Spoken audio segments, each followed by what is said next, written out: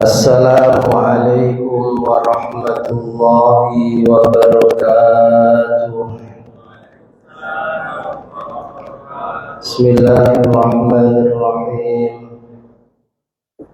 Binniyati lillaillah wa yahsuli syafaati Rasulillah sallallahu alaihi wasallam wa liqadai hawaijina wa hawaijikum min hawaijid dini wad dunya wal akhirah wa lifutuhi qulubina wa qulubikum wa qulubihim futuhal arifin futuhal ulama'il amilin wasyolihin wa ala ma nawaw bisalafun as-salihun wa ila hadratin nabiyil mustafa sayyidina wa maulana Muhammadin sallallahu alaihi wasallam wa ala alihi wa ashabihi ajma'in ila hadrati sultanil arifin sayyidina syekhina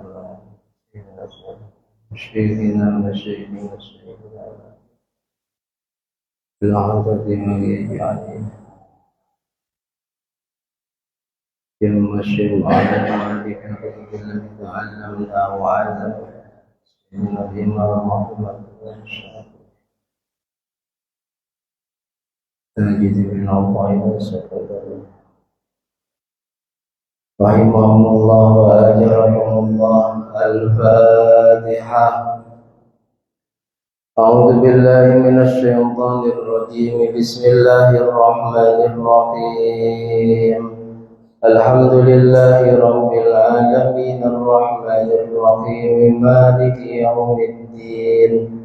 Iyyaka na'budu wa iyyaka nasta'in ihdinas siratal mustaqim siratal ladzina an'amta 'alaihim ghairil maghdubi 'alaihim waladdallin.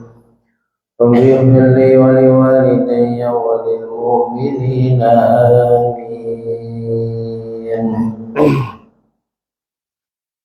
Bismillah, alhamdulillah, wassalatu wassalamu ala rasulillah sayyidina wa maulana Muhammad ibn Abdillah wa ala alihi wa ashabihi wa man nasarahu wa wala la hawla wa la quwwata illa billah. Subhanaka la ilma lana illa ma 'allamtana innaka antal alimul hakim. Rabbi shrah li sadri wa yassir li amri wahlul 'uqdatam min lisani yafqahu qawli. Amin. Amma ba'd. Yang sangat kami hormati, kami muliakan segenap jajaran pengurus dan Dewan Pemakmuran Masjid An-Nahdhah Perumahan Tiban Koperasi. Yang juga sangat kami hormati, kami muliakan bapak-bapak, ibu-ibu, hadirin wal hadirat jemaah salat maghrib Masjid An-Nahdhah, kaum muslimin muslimat, mu'minin mu'minat rahimana wa rahimakumullah wa asadakumullah. Alhamdulillahi rabbil alamin. Mari senantiasa kita panjatkan kehadiran Allah Subhanahu wa ta'ala yang sampai pada malam hari ini masih berkenan melimpahkan banyak rahmat, nikmat, taufik, hidayah serta inayahnya kepada kita, terutama nikmat iman wal Islam, juga nikmat kesehatan, sehingga kembali kita bisa bermujalasah bersama di majelis yang agung dan mulia, majelis ilmu setelah sholat fardu berjamaah. Mudah-mudahan dengan segala kekurangan majelis kita ini Allah berkenan meridhoi dan menerimanya, menjadi majelis yang istiqomah, yang membawa barokah, membawa manfaat, juga maslahah untuk agama, dunia sampai akhirat kita. Amin amin Allahumma amin. Salawat salam semoga senantiasa tercurah limpahkan kehadiran beliau junjungan alam, sang pembawa berita Islam, Nabi Abu Muhammad sallallahu alaihi wasallam, dengan ucapan doa Allahumma sholli wa sallim ala sayyidina Muhammad wa ala ali sayyidina Muhammad. Semoga kita semua benar-benar diakui oleh Rasulullah sebagai umatnya yang kelak akan mendapatkan syafaatnya. Amin amin Allahumma amin. Bapak Ibu hadirin wal hadirat jamaah semuanya yang dirahmati Allah, kajian kitab Al-Hikam kita malam hari ini masih dalam pembahasan makalah yang ke-64, di mana dalam makalah yang ke-64 ini beliau Al-Imam Tajuddin bin Athaillah Sakandari menjelaskan tentang bagaimana dahsyatnya orang-orang yang bisa mensyukuri nikmat-nikmatnya Allah, dan bagaimana bahayanya orang-orang yang tidak bisa mensyukuri nikmat-nikmatnya Allah. Bismillahirrahmanirrahim. Qala al-muallif rahimahullahu ta'ala wa nafa'ana bihi wa bi ulumihi wa bi asrarihi wa bi anwarihi fid dharain amin.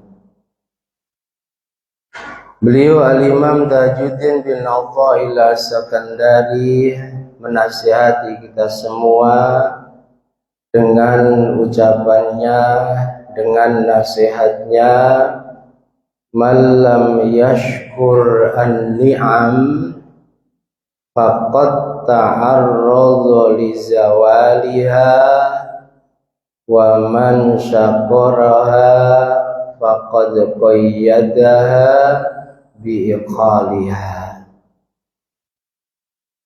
Man lam yashkur an-ni'am, barang siapa yang tidak mensyukuri nikmat-nikmatnya Allah, faqad ta'arradha li zawaliha, maka sungguh tanpa dia sadari dia berupaya untuk menghilangkan nikmat-nikmatnya Allah tersebut.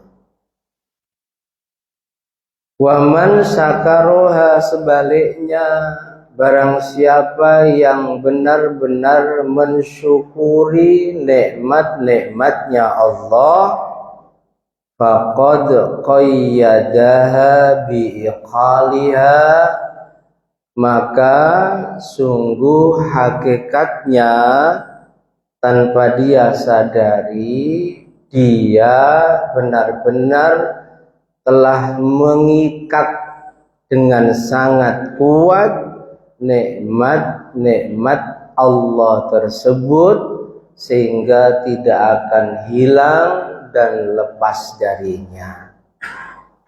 Jadi hakikat ketika kita mensyukuri nikmatnya Allah, kita mengikatnya. Tapi ketika sebaliknya kita tidak mensyukuri nikmatnya Allah, kita berupaya untuk menghilangkannya.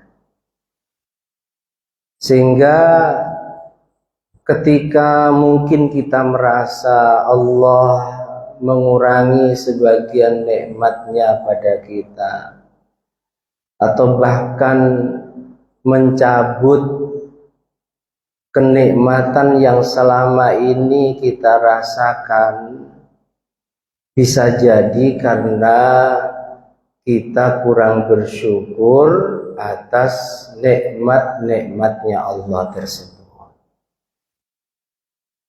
Syukrun ni'am mujibun li baqaiha wa ziyadati minha. Para ulama menjelaskan bahwa sungguh mensyukuri nikmatnya Allah itu pada hakikatnya mujibun li baqaiha. Dia menetapkan nikmat-nikmatnya Allah tersebut pada dirinya, bahkan bukan hanya menetapkan nikmat-nikmat tersebut, tapi juga waziyadati minha, berupaya agar Allah terus menambahkan nikmat-nikmatnya yang dia rasakan yang ada pada dirinya. Sebaliknya wa'adamu syukriha, kalau kita dikasih nikmat Allah tidak kita syukuri, mujibun li zawaliha wan fisaliha. Sungguh hakikatnya kita menginginkan nikmat-nikmat Allah tersebut hilang dari diri kita. Nikmat-nikmatnya Allah tersebut berpisah dari diri kita. Dan ini telah Allah tegaskan dalam Al-Quran.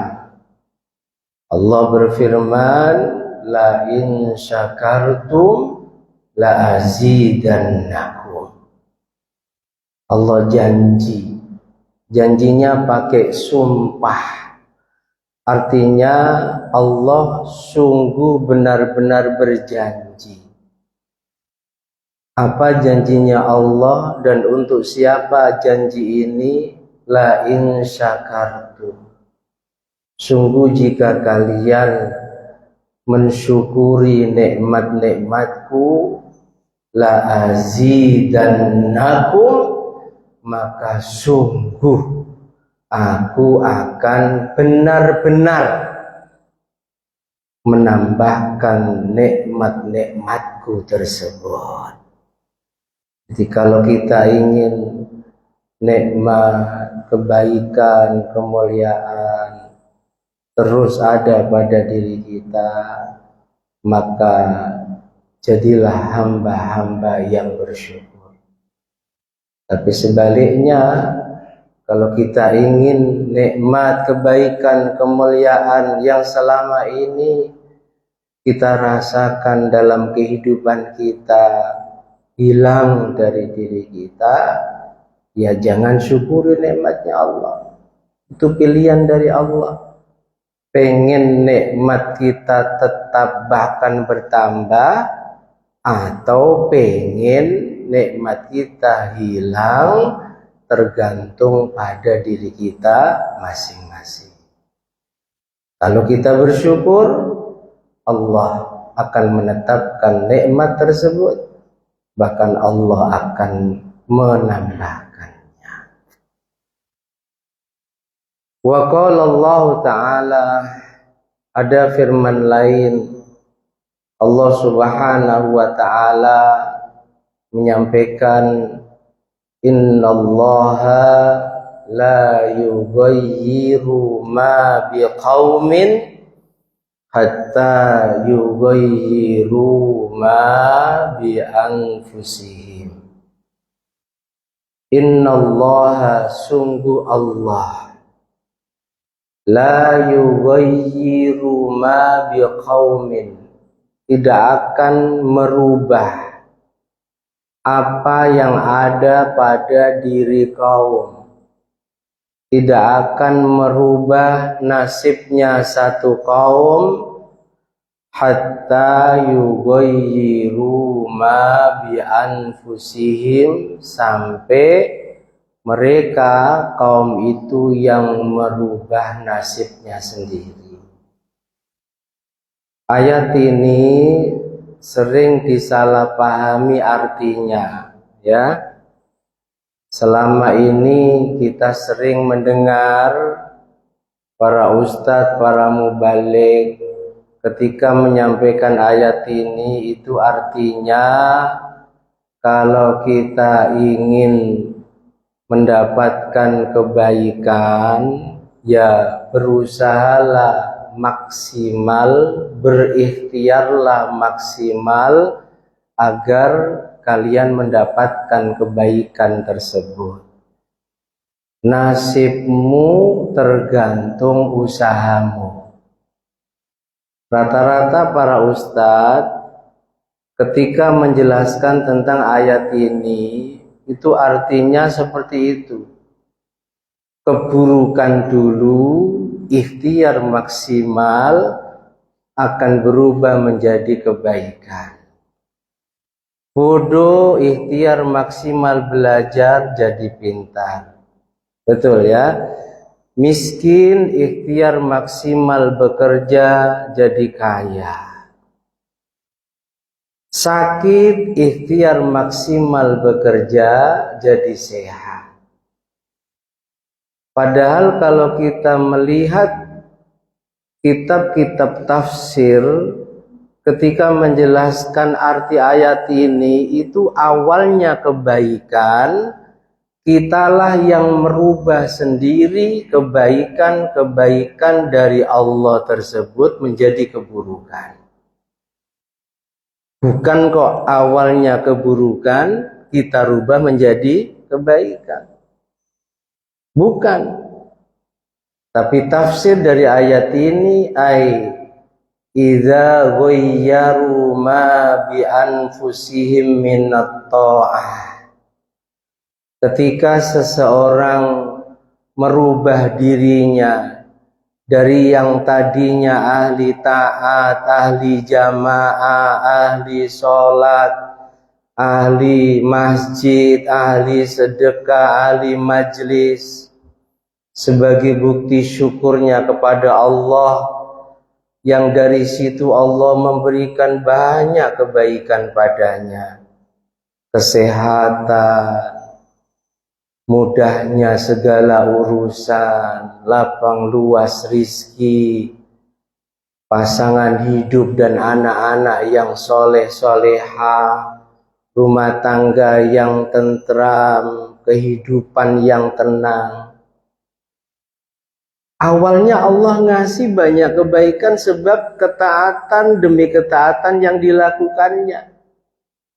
Tapi karena mereka merubah ketaatan itu sendiri dengan keburukan, tadinya ahli masjid menjadi malas ke masjid, tadinya selalu disiplin menjaga sholat 5 waktunya menjadi tidak disiplin, sering dia tunda pelaksanaannya, bahkan naudzubillah dia tinggalkan.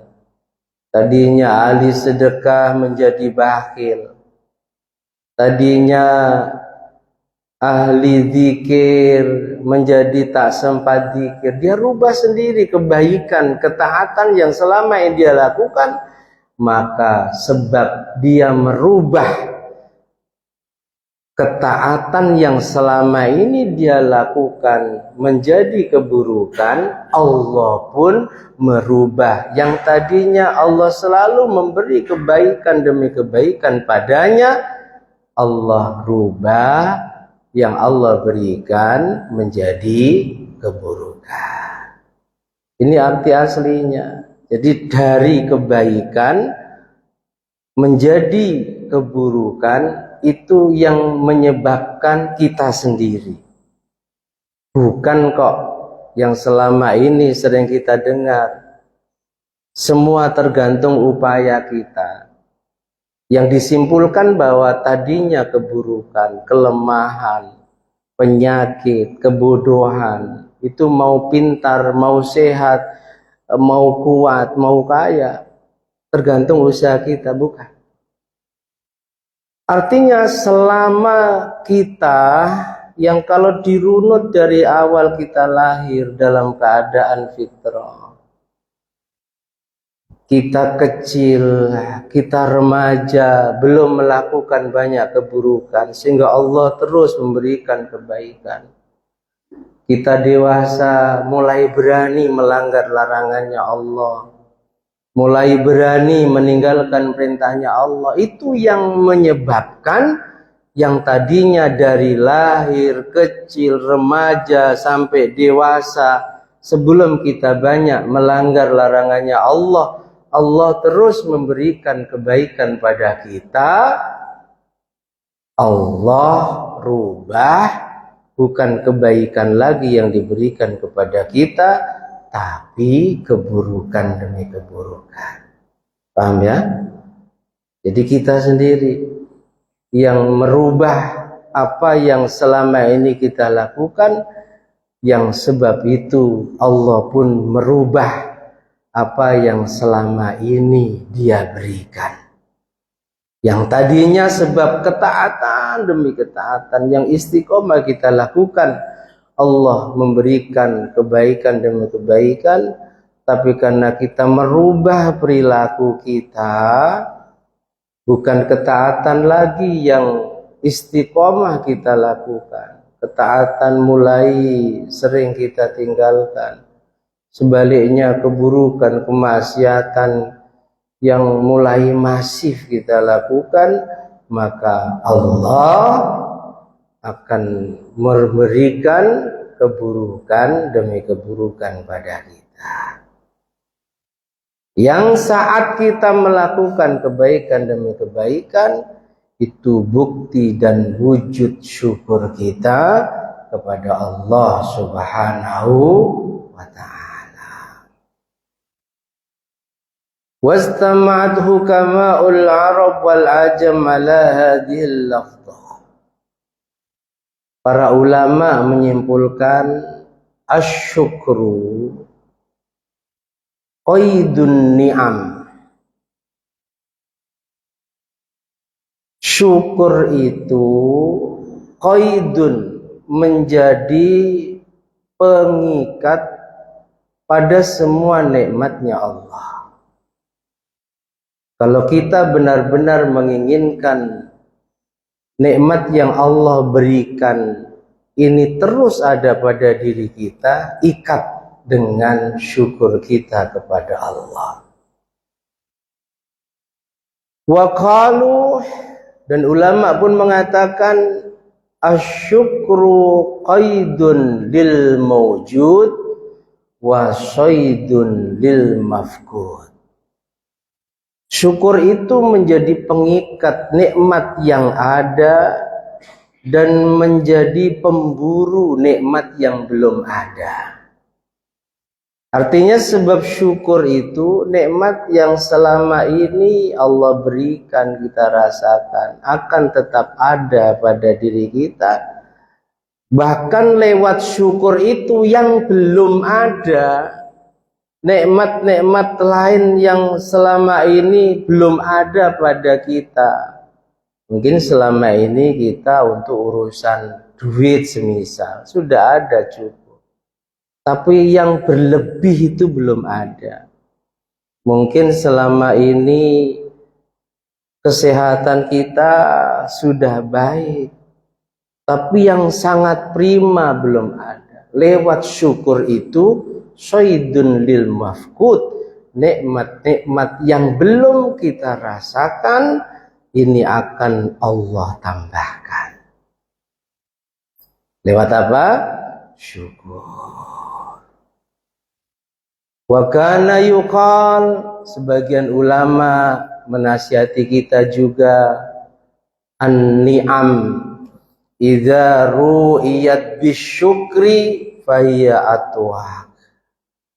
Nikmat itu kalau dijaga dengan syukur, maka ia bagaikan kalung yang menghiasi leher kita dan selalu ada pada leher kita. Tapi wa idza ru'iyat bil kufri fahiya aghlal. Kalau nikmat-nikmatnya Allah kita jaga dengan kufur, kita salah gunakan nikmat-nikmat Allah tersebut. Kita lewat nikmat-nikmat Allah tersebut bukan kok menjadi sarana dan wasilah semakin dekatnya kita dengan Allah.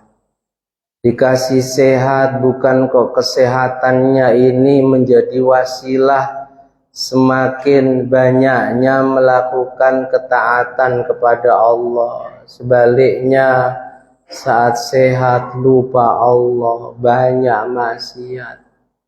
Dikasih harta bukan kok lewat harta kita itu menjadi wasilah semakin dekatnya kita dengan Allah, semakin seringnya kita mengingat Allah. Kita gunakan harta itu di jalan yang Allah ridhoi, bukan. Tapi kita salah gunakan harta itu untuk melawan Allah, untuk melanggar larangannya Allah. Kalau kita menjaga nikmatnya Allah dengan kufur semacam itu, maka fahiya kal aghlal. Nikmat itu tidak kok seperti kalung yang menjadi perhiasan ketika dipakai, tapi seperti belenggu dan rantai yang akan membebani kita dan menyengsarakan kita. Makanya Nabi Daud itu saat ditanya oleh kaumnya rahasia kesuksesannya, itu beliau menjawab tiap hari mohon kepada Allah agar dikaruniai 4 perkara dan mohon dijaga dari 4 perkara.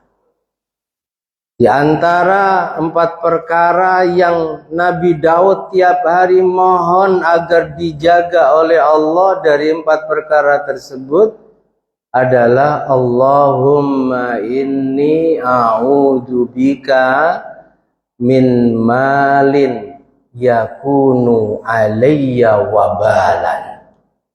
Ya Allah, lindungi aku, jaga diriku dari harta yang hanya menjadi ujian dan fitnah bagiku.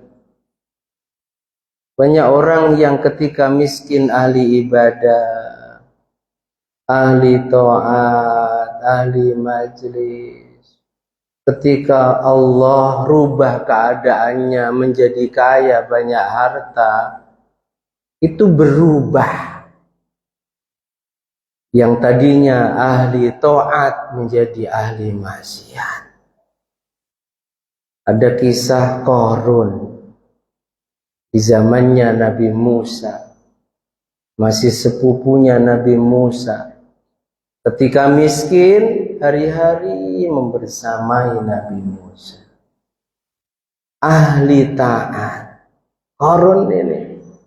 Tapi ketika kaya, hartanya hanya menjadi ujian dan cobaan serta fitnah untuknya.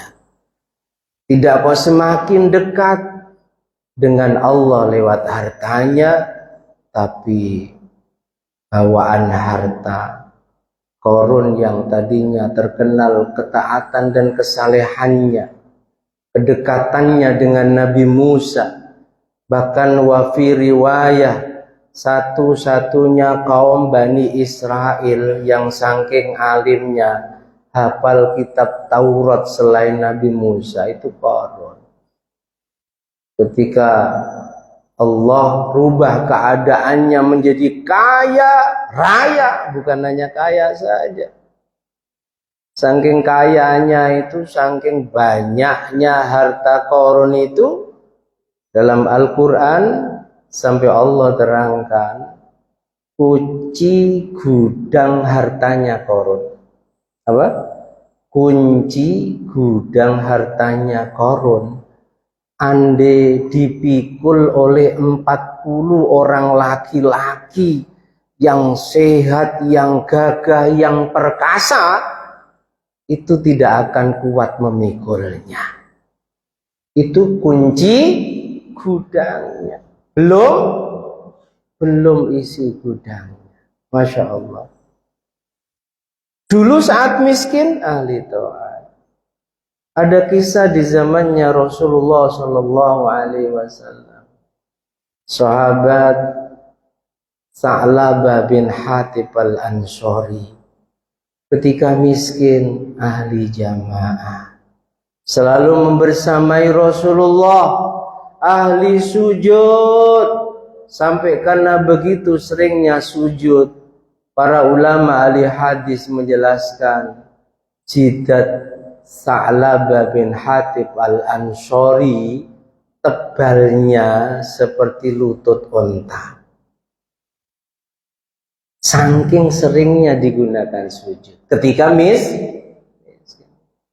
Ketika kaya, di mana wasilah kayanya Sa'labah adalah sebab doanya Rasulullah.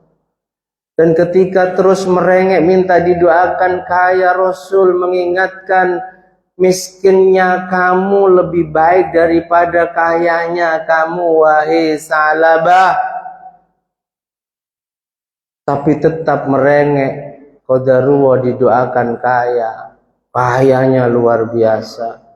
Dulu saat minta doa kepada Nabi, duhai Rasulullah, ketika engkau mendoakan aku kaya dan aku kaya beneran, aku akan menjadi hamba yang lebih soleh daripada sekarang, yang lebih ahli sedekah daripada sekarang.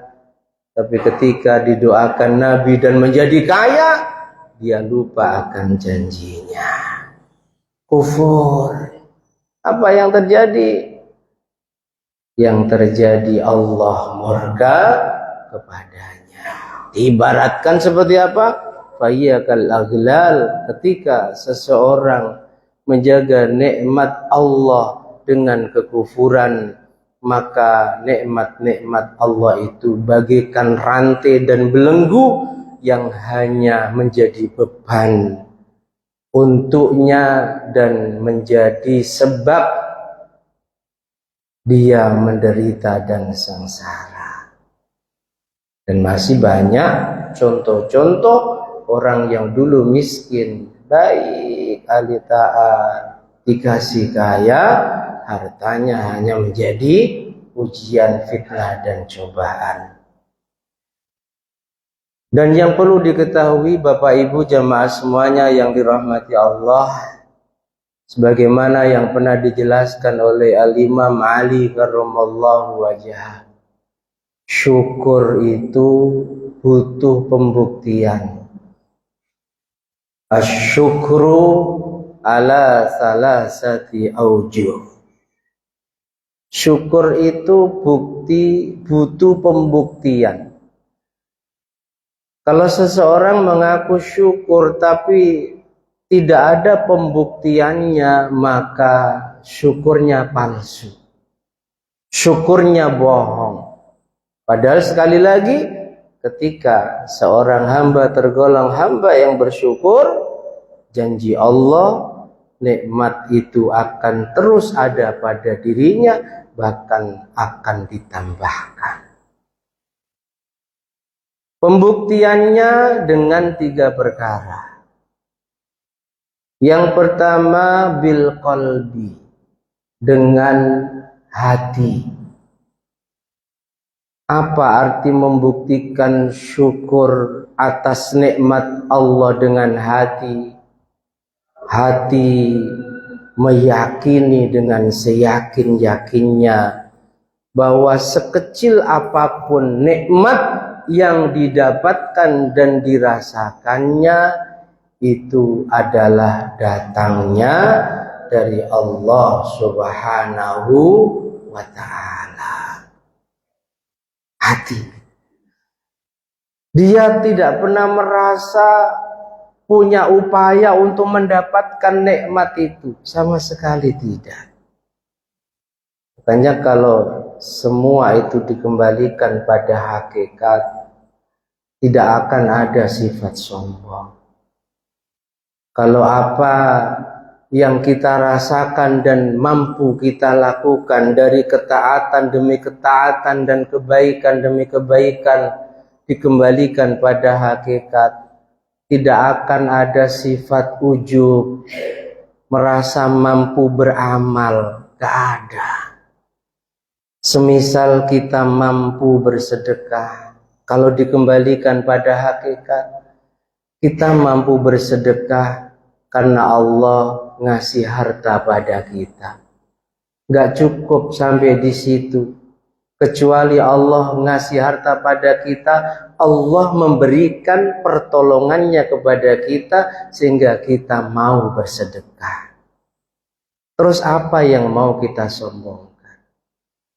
Kita bisa sholat istiqomah jamaah semisal.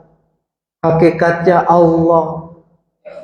Makanya kalau dikembalikan pada hakikat, kita menuntut ibarat kita orang kerja, ini hakikatnya. Ibarat orang kita itu kerja, kita menuntut upah, kita menuntut gaji, itu sebenarnya malu. Malu. Karena tanpa pertolongannya kita nggak bisa mengerjakan kebaikan. Entah sholat, entah baca Quran maupun yang lain. Allah yang nolong kita, terus kita nuntut upah padanya secara hakikat, ya. Tak akan ada kesombongan, tak akan ada merasa kita mampu melakukan ini itu sehingga terkadang ketika melihat ada saudara kita yang tak mampu melakukan kebaikan sebagaimana yang kita lakukan, kita merendahkannya, kita meremehkannya. Lalu apa yang harus kita lakukan? Bersyukur. Bersyukur.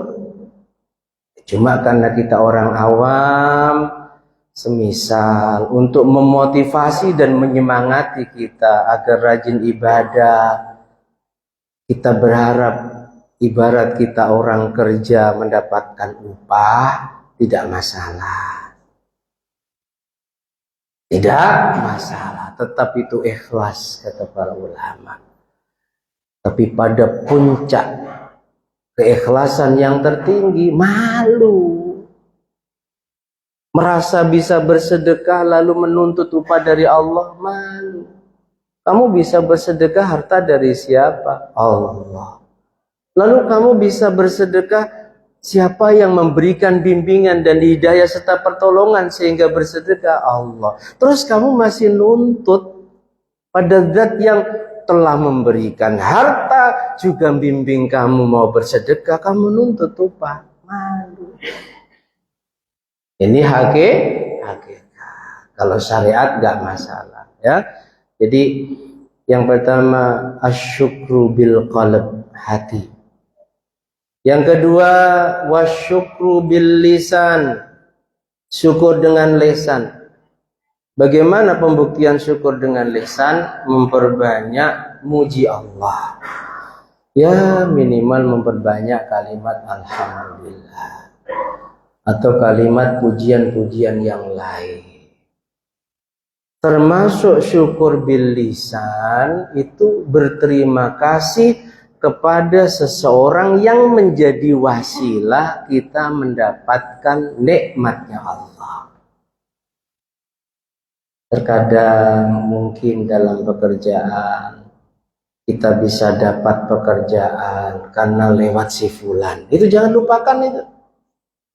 Termasuk syukur bil lisan itu adalah berterima kasih bil wasail pada orang-orang yang menjadi wasilah Allah memberikan nikmat itu pada kita. Mungkin kita pernah dibantu saat bangun rumah. Terlebih guru-guru kita yang lewat mereka kita mendapatkan ilmu yang sangat banyak, yang tanpa lewat mereka kita tidak akan mengenal Allah. Terlebih orang tua kita yang lewat mereka kita bisa wujud di dunia ini bisa melihat segala macam kebesaran dan kenikmatannya Allah.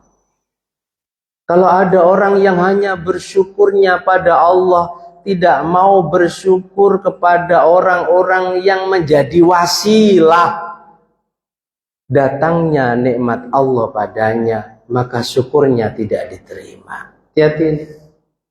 Banyak orang yang suka melupakan budi orang lain, betul ya?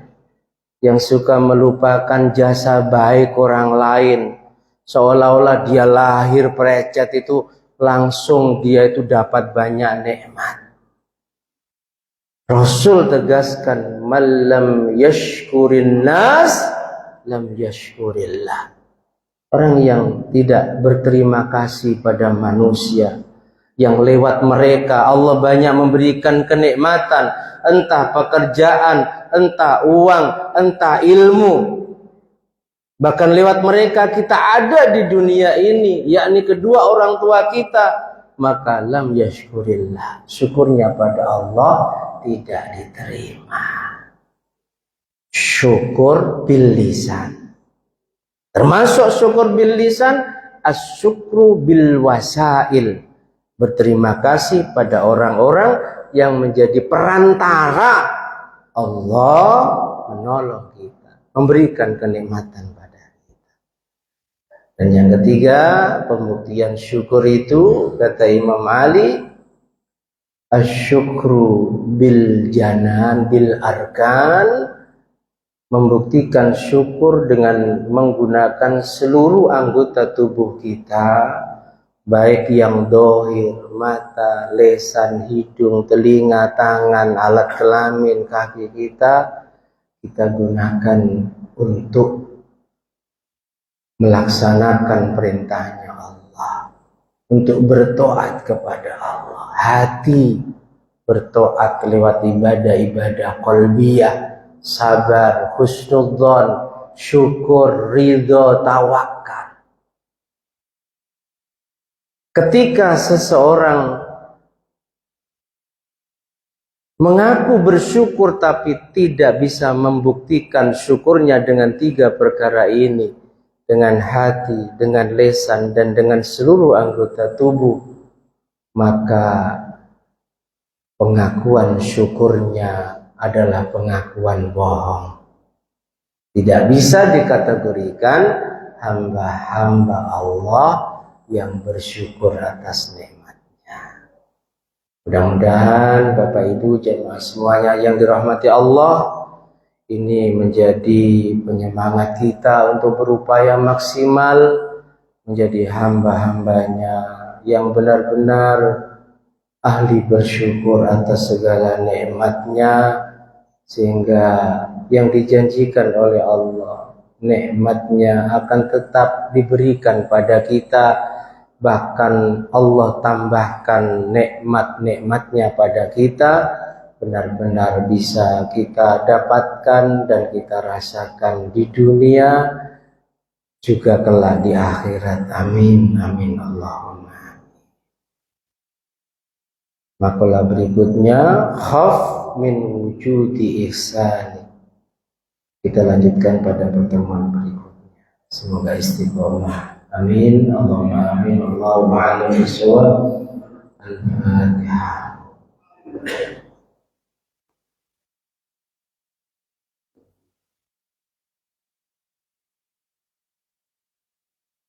Bismillahirrahmanirrahim. Alhamdulillahi rabbil alamin. Allahumma shalli wa sallim ala sayyidina Muhammadin wa alihi. Ij'al ya Allah jam'ana hadza jam'an marhuma waj'al tafarruqana min ba'dihi tafarruqan ma'suma. Allahumma ja'alna min ahli istiqamah warzuqna husnal khatimah.